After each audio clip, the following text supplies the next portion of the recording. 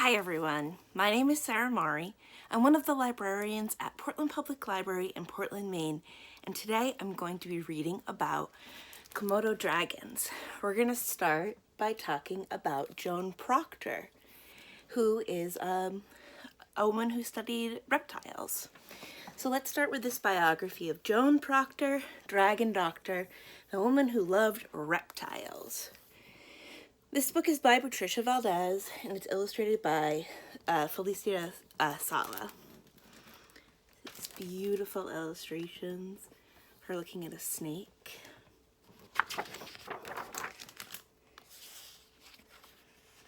This book is published by Alfred A. Knopf.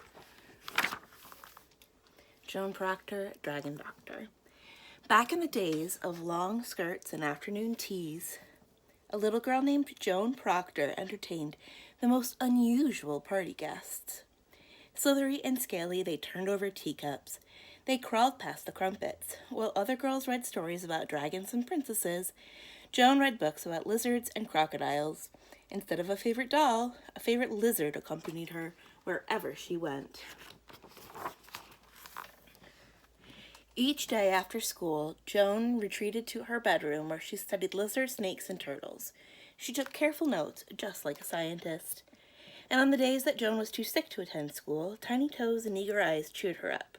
The reptiles were quiet and watchful, just like Joan. For her 16th birthday, Joan received the most curious gift, a baby crocodile. She tied a little ribbon to its waist and took it for a walk. She even brought it to math class one day. The students shrieked, the teacher recoiled. Apparently crocodiles were not welcome at school. When Joan grew older, she skipped the parties and dances with her friends. Instead, she sought out the curator of reptiles and fish at the Natural History Museum. There, Joan and the curator talked snake scales, size, shape, texture, patterns, even evolution. Sometimes Joan smuggled her crocodile in, to the delight of the curator. He knew right away that Joan was special. But soon those carefree days came to an end. England was at war. Women took up jobs left behind by men. The curator found himself short-staffed at the museum, so he hired Joan as his assistant. Joan flourished at the Natural History Museum. As a scientist, she surveyed the museum's vast collections and published research papers on pit vipers and pancake tortoises. As an artist, she created exquisite models and drawings for the reptile exhibits. When the curator retired, Joan took over. Men returning from war were surprised to find a woman in charge, but times were changing, and Joan was leading the way. A few years later, the London Zoo decided to replace its old, outdated reptile house. The zoo director asked Joan to design a new home for the animals. Joan knew exactly how to keep the reptiles happy. She added elaborate lighting and state-of-the-art heaters that provided hot spots to keep the cold-blooded animals warm. She brought in plants and created artwork that mimicked each animal's natural environment. Joan took extra care designing one enclosure in particular. By this time, stories had emerged of a fierce man-eating lizard with a long forked tongue living in the faraway Indonesian island of Komodo. It was rumored to be 30 feet long, faster than a motor car, stronger than an ox. They called it the Komodo Dragon. The stories didn't frighten Joan. She dreamed of studying the dragons up close. On opening day of the new reptile house, visitors packed the zoo. They gawked at the geckos, they peered at the pythons, and they marveled at the monitors.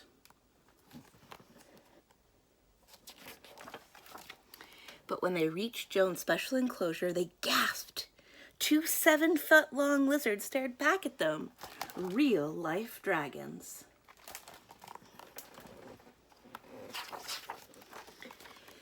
Although the visitors were thrilled, Joan was concerned. One of the Komodo dragons, Swamba, did not look well. To the shock of the zoo guest, Joan entered the enclosure. She moved him to the reptile clinic with the help of 6 nervous keepers.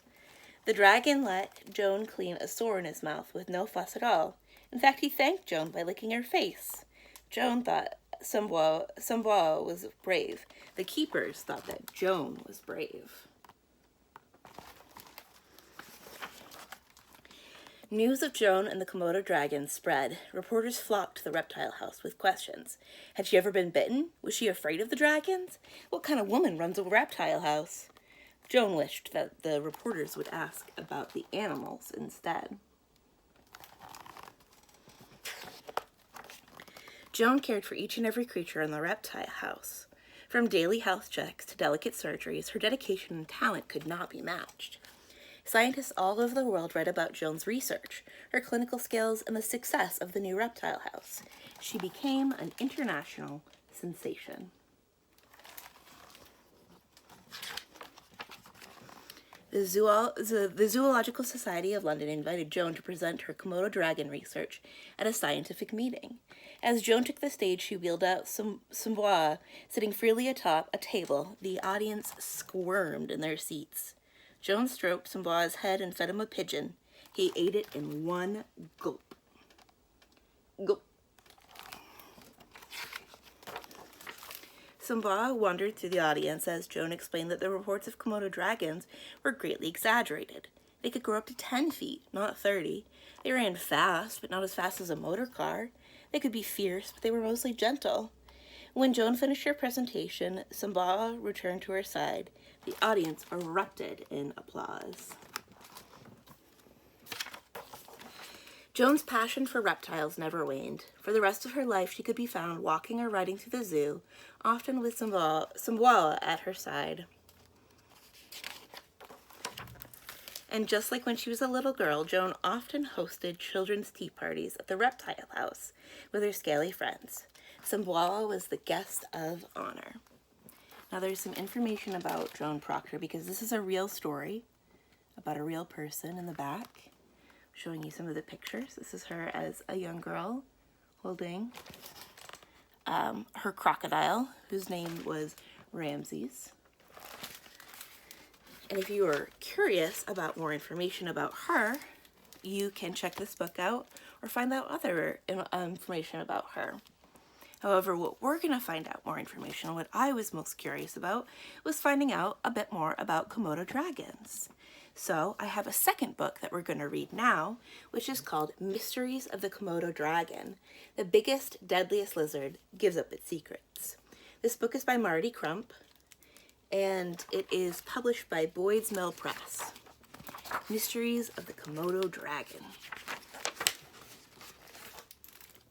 7-foot beast, a living dragon, crept through the tall grass toward the campsite, flicking his forked yellow tongue. 15-year-old Kurt and his companion Putra watched nervously from nearby as the dragon entered their tent. Inside, the dragon raided a backpack. He shredded a shirt with his teeth and long claws. Then he darted into the forest carrying a used handkerchief. Kurt and Putra packed up and hiked 2.5 miles back home. The next day, the same Komodo dragon laid his chin on the open deck of Kurt's house and watched the people inside. Later, Kurt and Putra inspected the trail. The dragon's track followed their footprints. Had the dragon been stalking them for dinner? To answer the dragon's mystery, many people have traveled from the Indonesian Lesser Sunda Islands where the dragons live. Some have been students like Kurt and Putra. Others have been scientists or people who collect animals from museums or zoos. Few people live on these remote islands. The land is rugged, temperatures are hot, and fresh water is scarce. Neighboring volcanoes spew smoke and ash. Strong waves lash the shore. The ocean boils and churns as if to warn, go away. So here's a world map, and in this small box is Indonesia. You can see some of these other countries like Russia and China and India, and here's Australia, and then in that little box above it is Indonesia. And the islands that they're talking about are these green islands off the side of Indonesia. So Indonesia, then the box to get closer, then these small islands like Komodo. Komodo dragons only live on these 5 lesser islands. Only the ones colored green, not the yellow one. Thousands of years ago, Chinese sailors probably visited the Lesser Sunda Islands to collect Komodo dragon skins. Their tales of giant lizards may have been formed the basis for imaginary dragons. Later ancient maps of the area warned travelers here there be dragons. Rumors of giant reptiles probably kept most people away from these islands. The first people to live on Komodo were criminals who were banished there over a century ago. They learned that the dragons were real. In 1910, a Dutch soldier named Van Hensbroek heard about the giant reptiles, and he wondered, do they exist? If so, what are they? Van Hensbroek sailed to Komodo. He shot a dragon and sent the skin and a photograph to the museum director in Java, one of the main islands in Indonesia. The museum director wondered, what could this be? He hired a collector to bring him some specimens. After seeing the whole animal, the director recognized it as a monitor lizard and gave it the scientific name Varianus komodoensis, the monitor from Komodo. For the next decade, rumors circulated that the creature grew to 20 feet long, half the length of a Tyrannosaurus rex. You can see a picture up close of a Komodo dragon, and here's a drawing of a dragon.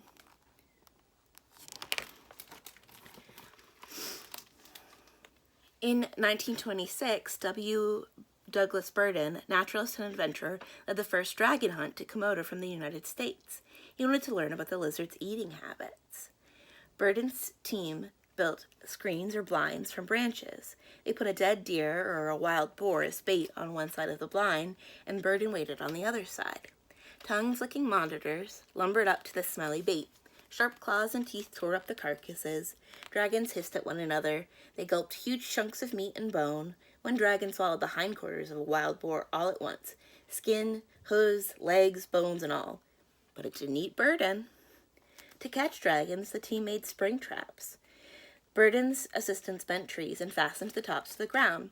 The men set a dead animal and a noose at the front of each trap. When a lizard stuck its head through the noose to reach the bait, the tree flew back up. The men then lassoed the thrashing, angry lizard. Burden concluded that the largest dragons were about 10 feet long, 1/4 of the size of a Tyrannosaurus rex. You can see some of the lizards on the beach, and in this one too, eating a dead turtle. Burden left with a dozen skins and 2 live dragons. The live dragons soon died, but several skins were stuffed and mounted for the American Museum of Natural History. Some still stand in the museum. In magazine articles about his adventure, Burden calls Komodo monitors dragon lizards, and the name dragon stuck.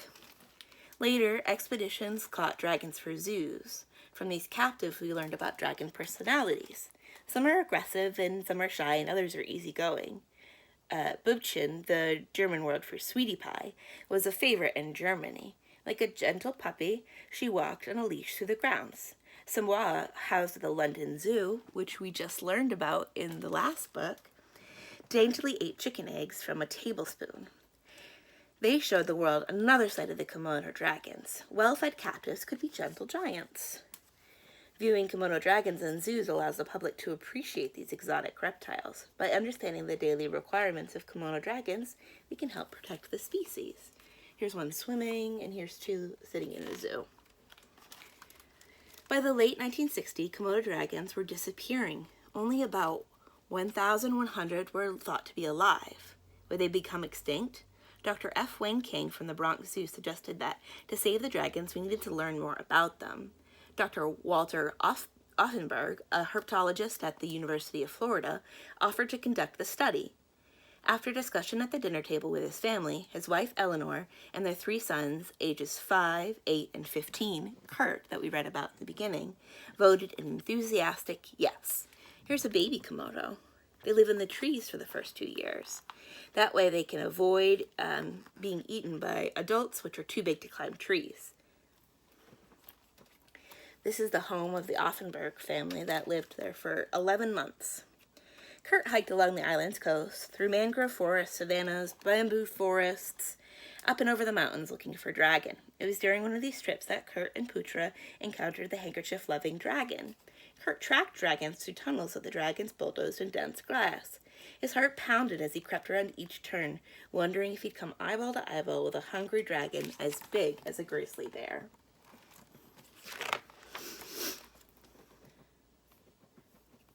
Walter Otenberg wanted to learn everything possible about the dragon. He marked individuals and watched them from various places.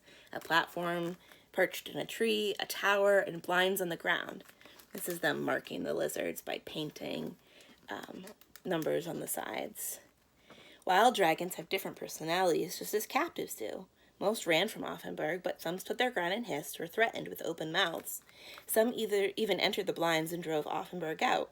Komodo dragons occasionally bite, kill, and eat people. To discover how much area the dragons needed, Otenberg tracked down the dragons' footprints in the volcanic ash and measured distances traveled. He also attached radio transmitters to lizards and recorded their movements. Some adults traveled 6 miles in one day. These monitors need a lot of space. So here's Otenberg, and here is Kurt, Bushra, and Walter Otenberg. They're measuring a dragon. Burden had described how Komodo dragons eat. Otenberg wanted to find out what they eat. To learn more about the meat-eating animals, biologists often study their droppings to identify bones, fur, feathers, and other body parts of the prey that animals have eaten but did not completely digest. After analyzing 4,267 droppings, Otenberg found that dragons mostly ate deer, wild boar, black rats, and other Komodo dragons. Komodo dragons eat dead animals, but they also kill living prey. Otenberg wondered how these reptiles kill fast-running mammals that are even larger than themselves. He found that sometimes they attack sleeping animals. They also ambush prey, and often they grab their victims' legs or throats and throw them to the ground. Sometimes the prey escaped, but Otenberg wondered what happens to these animals. Here's some deer on the island. Within a few days, most wounded prey died from the single dragon's bite. Otenberg wondered why. He suspected that the dragons feasted on the rotting flesh full of bacteria, so their saliva might contain bacteria. If so, when a Komodo dragon bites into prey, the bacteria might cause an infection. Otenberg collected the saliva from 2 dragons. Other scientists later identified 4 different kinds of deadly bacteria from the saliva. Mystery solved. A dragon bites its prey, saliva bacteria infect the wound and later kill the prey. Since Komodo dragons can sniff out dead animals from 7 miles away, monitors descend on the rotting carcass and feast. Deadly dragon drool is the secret killing weapon. But there's another mystery. In the early 1990s, Terry Frederiking, president of a biotechnology company, asked, "What can we do next that's dangerous, exciting, and will advance science?" His consultant suggested Komodo dragons. The man described the giant lizards and their deadly drool. Then he described the teeth, a dentist's nightmare. Spongy gums cover 2/3 of each jagged-edged tooth. When a dragon bites, the gums slide towards the bone, exposing more of each tooth. As the sharp tooth edge rubs over the gum, they break the skin. Deadly bacteria enter these damaged gums. The lizards also trade bacteria when they bite each other while fighting over food. The consultant asks, why don't the lizards get infected from their own bacteria? Fredericking's response was, "That's it, lead me to them." Frederiking thought that the dragons might have undiscovered substances that protect them from their bacteria. If so, could these substances be isolated and made into drugs to fight infections in humans? In 1995, Frederiking collected saliva from dragons on Komodo Islands. He and his crew hid in the bushes. When a dragon wandered by, the crew slipped a noose over its head. Several men knelt down and held the lizard. Others wrapped duct tape around the snout and claws. One person collected saliva with a long cotton swab. Another person drew a blood sample from a vein in the tail. One day, after the team had captured a big lizard, more than a dozen drooling dragons headed towards them. The dragons had been attracted by the noisy struggle and intended to eat their comrade, and perhaps the men as well. The men used sticks to prod the lizards that now surrounded them, and finally, the lizards lumbered away. Frederiking sighed, oh man, what we do for science. Frederiking samples of dragon spit and blood held surprises. Researchers found 54 potentially deadly kinds of bacteria from the saliva, plus 3 substances in the dragon blood that might work as new antibiotics, drugs to help fight bacterial infections. Here's a picture of the island. Komodo dragons have another surprising trick up their scales. In 2006, a dragon in a London zoo laid eggs. She hadn't been with a male for over 2 years, yet 4 eggs hatched, and all were males. How did the eggs become fertilized? A year later, a dragon in another zoo laid 25 eggs. She had never been kept with a male, yet 7 eggs hatched. Again, all the baby dragons were males. Had these 2 females escaped in the night and found males to mate with? Test revealed no surprise. The eggs had not been fertilized by a male. The hatchlings are dragons without dad. Usually, a fertilized egg gets 1 set of chromosomes from each parent. Chromosomes are thread-like structures that carry genetic material, but these females had reproduced by parthenogenesis. The mother's chromosomes had doubled to form a full set. Because of the way that sex is determined in these lizards, the parthenogenetic dragons are always male. What does this mean for Komodo dragons? Imagine a female getting washed into a dragonless island during a storm. Even though she finds no males, she can lay eggs that will hatch. This one female could establish a new colony. She will produce all males, but later she can mate with her sons and produce both sons and daughters. Here is a little Komodo dragon coming out of an egg. Puppies, kittens, and monkeys love to play, but dragons?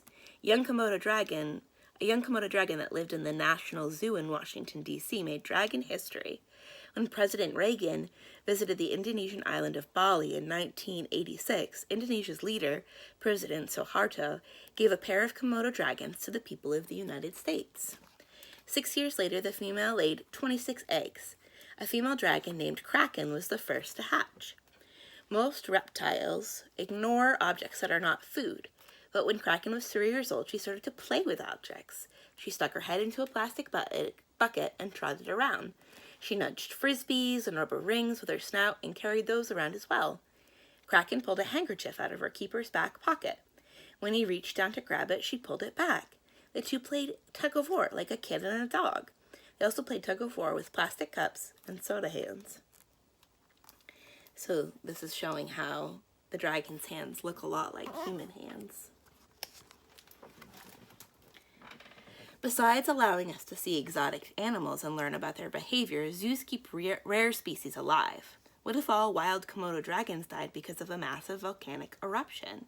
At least we would still have dragons in zoos, and perhaps their offspring could be released into the wild. Now we know how to care for dragons so they stay healthy and breed. One favorite dragon is Smog, cared for by Judith Brea at the Houston Zoo. Smog has good days and bad days. On his good days, he lets Judith trim his nails and wash his face. On his bratty days, he knocks over his water dish. Smog usually sits at the front of the exhibit as if to say, "Admire me." Judith says people often think that he eyes young children hungrily.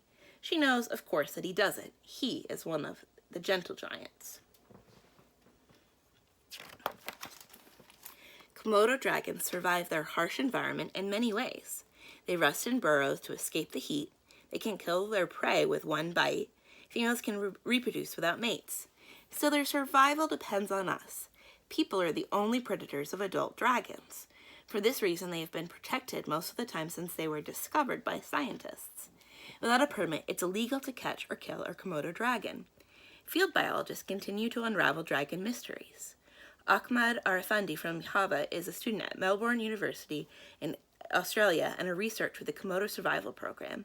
He's studying what wild dragons need to stay healthy and reproduce. Scientists build on the research of others. Ahmed has received valuable advice from Putra, who was once a student from Bali and helped Walter Otenberg study the dragons many years ago. The future for Komodo dragons looks good because of the laws that protect them and their habitat. The magnificent giants may rule their island for centuries, thanks to the many people who care about them. And then here's some more information about their life cycle, their conservation status, the survival program, and a bibliography of all the information that the author used to write this book. There's also an author note and a glossary, so if there were words that you didn't know, you could check the glossary to see what they meant. So if we didn't know what a chromosome was, it tells us a thread-like structure in a cell that carries genetic material. There's also further reading, so some suggestions of some books that you could read, some websites that you could go to, and an index. So if there was something you were specifically looking for, like if you wanted to learn more about Hestonbrook, there's a page number that you could check out. And that is the end of that book. I hope you enjoyed learning about Komodo dragons and how far we've come with our knowledge about them, and also the way that we take care of them. Notice in the very beginning there's a lot of people that weren't very nice when they were capturing dragons and they were taking them out of their homelands. And now the dragons that we have in zoos and museums and things like that are mostly there to help with conservation status, which means keeping them alive and part of the species on our planet, even if something happens to them in the wild. My name is Sarah Mari. I'm one of the librarians at Portland Public Library in Portland, Maine. Thank you for listening. I hope you learned something cool about Komodo dragons, and I'll see you again soon.